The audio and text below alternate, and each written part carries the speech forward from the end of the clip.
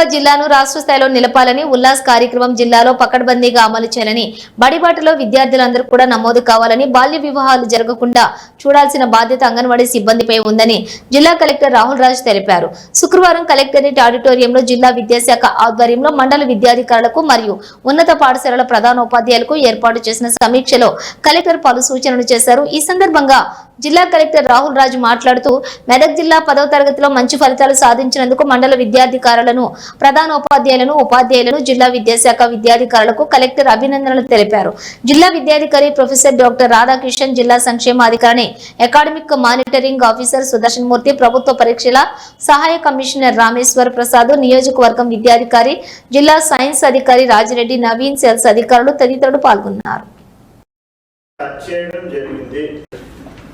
ఎందుకు తెలుగులో ఎందుకు ఫెయిల్ అయినారంటే సడన్ గా ఏం చెప్పాను ఆ విలేజ్ సెలెక్ట్ చేసుకొని అక్కడనే పల్లెనిద్రలో చేసి మార్నింగ్ బయలుదేరుతాం. మేము 6 o'clock ఏమో స్టార్ట్ అయినాం. ఎంఏ గారు కూడా వచ్చినారు నాతో. సో 6 o'clock ఏమో మేము స్టార్ట్ అయినాం.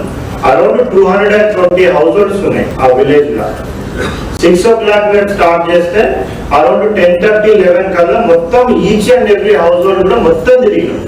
Each and every household person తో కూడా నేను అందరితో కూడా ఇంటరాక్ట్ అయినాను. ఎంతమంది వాళ్ళ ఇంట్లో పిల్లలు ఉన్నారు, ఎంతమంది ఎవరెవరు ఎక్కడెక్కడ వెళ్తా ఉన్నారు, ఏ స్కూల్ కి వెళ్తా ఉన్నారు, డ్రాప్ అవుట్స్ ఎవరైనా ఉన్నారా లేదా కూడా మొత్తం లిస్ట్ అంతా కూడా తీసుకున్నాం. సో ఎవ్రీ ఇంటిని కూడా మేము టచ్ చేయడం జరిగింది. ఎందుకు తెలుగులో ఎందుకు ఫెయిల్ అయినారు అంటే సడన్ గా ఏం చెప్పాలో నాకు తెలియక తెలుగు చాలా తప్పు మేడం, నాకు కూడా కష్టమే. చదివినప్పుడు కూడా ఏదో ఒకటి చెప్పాలి, ఏం చెప్పాలి అర్థం చాలా తప్పు ఉంటుంది మేడం తెలుగు, నాకు కూడా కష్టం అనేసి మేడం చెప్తున్నారు.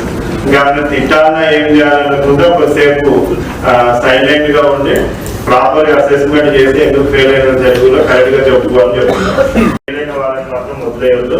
సో వాళ్ళని కంపల్సరీగా మనం 10th పాస్ చేయాలి.